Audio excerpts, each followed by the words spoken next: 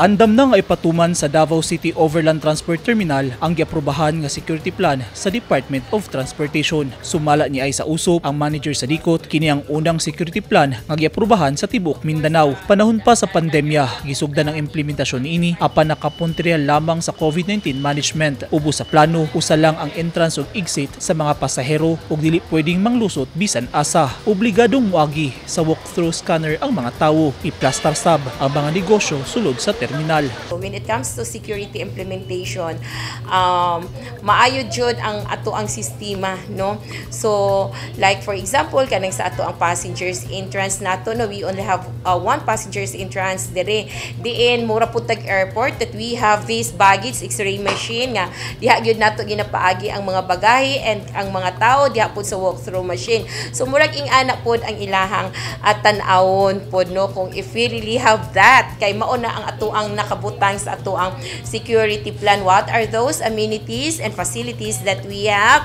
What about the functions of our personnel?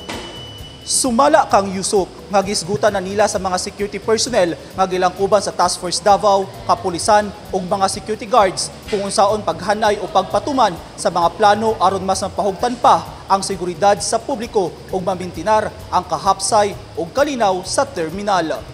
24/7 ang operasyon sa mga security personnel na na-assigned sa terminal nga mao'y monitor sa mga pasahero ug sa ilang dala nga mga bagahe. Ang ato ang mga arrival bus is dili nato ginapasulod within the periphery of the terminal. Naa ang ato ang unloading sa gawas sa terminal drive. And when it comes to those buses pod nga mosulod kay mobiyahe pod sila, katulang ang ginapaagi nato diha sa ato ang gate 1. And ang isa sa trabaho sa ato ang mga security guards is to see to it nga wala gyud bagahe nga gidala ang mga bus.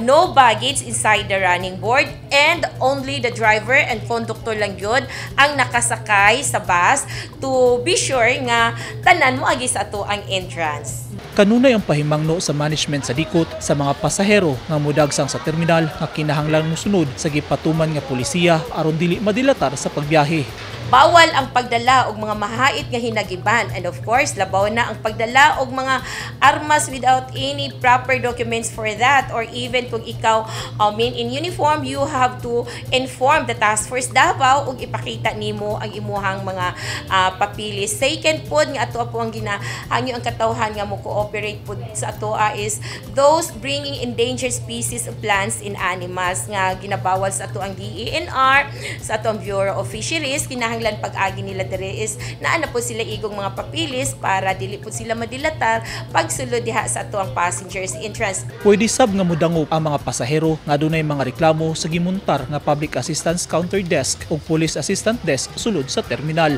Kung aduna sila mga kargamento nga dili jud malikayan, ipadala sa ato ang mga porters. Ang request namo kuha diha jud silang magpakargamento anong porters nga naka-uniform, hinumduman nila ang t-shirt number nga naa sa ilahang likod para kung aduna sila reklamo na atay public assistance counter na mismo diha sa may entrance. Kung dili aron ang reklamo di na musaka diri sa ato ang taas, no, diha pwede po sila mag-inform sa ato ang mga Task Force Davao, sa atong kapulisan o sa ato ang mga security guards. Dati po nagi mga complainant sa ilaha nga mo lagi daw dako sila mangayo og pero karon kay na control naman kay na naman sila cooperative, na sila yung mga opisyalis, to okay na po sila table din nga kaser din na magbayad. So pag magbayad na ka din din na jud ka mo bayad sa porter. Ang mga tinuod jud nato nga porter is naka-uniform na sila. Pag naka-uniform, na pangalan, na number sa ilang t-shirt, mo to legit yun na dapat magbit-bit sa ilang bagahe. Ang kanang wala naka-uniform, dili na sila legit nga porter.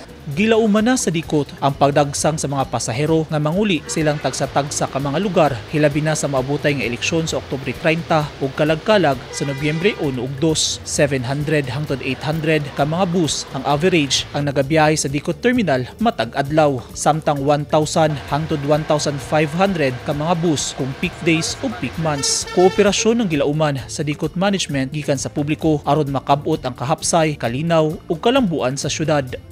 Eugene Hinutan, Newsline Philippines, Davao Region. Stay safe.